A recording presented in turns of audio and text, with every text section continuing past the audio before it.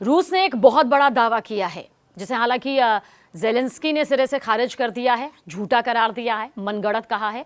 लेकिन यह दावा कोई छोटा मोटा दावा नहीं है। इस दावे के मुताबिक देखिए, यूक्रेन ने रूस के राष्ट्रपति व्लादिमीर पुतिन के नोवगोरोद मौजूद घर पर, आलीशान निजी आवास पर 91 ड्रोन से हमला किया है। यानी कि सीधे सीधे टारगेट किया गया रूसी राष्ट्रपति व्लादिमीर पुतिन को। यह सवाल बहुत अहम है। अब अगर रूस कह रहा है कि 51 ड्रोन से 91 ड्रोन्स दागे गए हैं, जिसे रूस ने यह भी कहा कि हमने एक एक ड्रोन के हमले को नाकाम कर दिया, निस्ते नाबूद कर दिया। रूस यूक्रेन युद्ध के बीच एक बार फिर ये बहुत ज्यादा तनाव बढ़ाने वाली खबर सामने आई है। रूस ने दावा किया कि 28 से 29 दिसंबर की रात यूक्रेन ने राष्ट्रपति व्लादिमीर पुतिन के निजी आवास पर बड़े पैमाने पर ड्रोन से हमला किया। 91 ड्रोन्स का जिक्र बाकायदा किया है। रूसी रक्षा मंत्रालय के मुताबिक इस हमले में कुल 91 ड्रोन इस्तेमाल किए गए, जिन्हें रूस की एयर डिफेंस सिस्टम ने हवा में ही मार गिराया। यानी कि हवा में ही उसका खात्मा कर दिया गया और वो राष्ट्रपति व्लादिमीर पुतिन के आलीशान आशियाने को छू भी नहीं पाया। यानी कि वो एक अचूक किला जिसके आसपास कहा जाता है कि कोई हथियार काम ही नहीं कर सकता, क्योंकि उससे पहले इस बात की न सिर्फ भनक पड़ जाती है बल्कि वो तस्वीर नजर आ जाती है। वहीं यूक्रेन ने इन सभी आरोपों को मनगढ़ंत कहा, सिरे से खारिज किया और कहा कि रूस कीव पर हमले की तैयारी के लिए माहौल बना रहा है, इसलिए ये सब आ रहा है। मतलब यूक्रेन को लग रहा है कि अब कीव पर रूस के जरिए भयंकर हमला होने वाला है और बस ये इसी माहौल बनाने की कड़ी में बयान सामने आया। हालांकि देखिए, इस बात की पुष्टि नहीं है कि पुतिन का असली ठिकाना कहाँ है। ये बात अब तक पूरी तरह से सामने नहीं आई है। हाँ, दावा जरूर किया जाता है कि उनका आवास नोवगोरोद में है, जो कि वाल्दाई शहर में आता है। उसके पास डोलगिए बोरोदी नाम का गांव उसी के पास मौजूद है और ये इलाका घने जंगलों और झीलों से घिरा हुआ है और ये काफी वक्त से पुतिन के निजी रिट्रीट के तौर पर जाना जाता है। रिपोर्ट्स क्या कहती हैं उसके मुताबिक ये घर आम सरकारी निवास नहीं है, बल्कि एक बेहद आलीशान और हाई सिक्योरिटी प्रॉपर्टी है, जिसे कई बार गोल्डन हाउस भी कहा जाता है। जी हाँ, गोल्डन हाउस, एक ऐसा हाउस, एक ऐसा आशियाना जो एक अचूक किले में है, जिसे कोई भी खतरनाक से खतरनाक हथियार भेद नहीं सकता, जहां की सिक्योरिटी जितने शब्दों में कही जाए वो कम होगी। लेयर्स एक नहीं, कई लेयर्स हैं।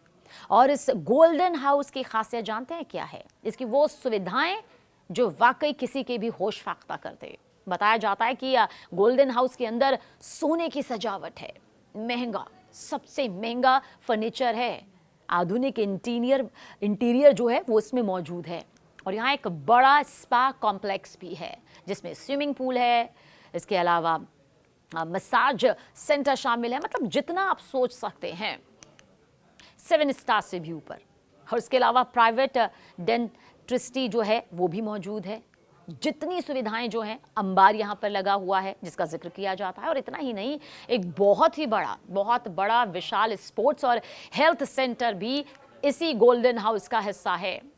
इसे एक हाई एंड निजी रिट्रीट बनाता है। जो अब आप देखिए, सुरक्षा के लिहाज से यह आवास बेहद मजबूत माना जाता है। रिपोर्ट्स तो कहती हैं कि ये पैंटेसर S1 जैसे एडवांस एयर डिफेंस सिस्टम जो है वो तैनात है यहाँ पर। मतलब सोचिए, जो रिपोर्ट्स अब तक इस गोल्डन हाउस को लेकर सामने आ चुकी है, उन रिपोर्ट्स में से एक रिपोर्ट कहती है कि यहाँ पैंटेसर S1 जैसे एडवांस एयर डिफेंस सिस्टम तैनात हैं जो ड्रोन और मिसाइल हमलों को रोकने में पूरी तरह से सक्षम हैं।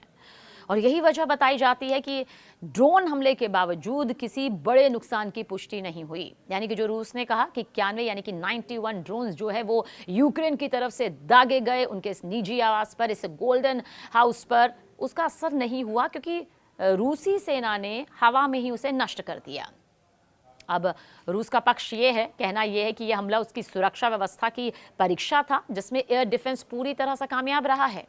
हालांकि यूक्रेन ने रूस के इन आरोपों को सिरे से खारिज कर दिया।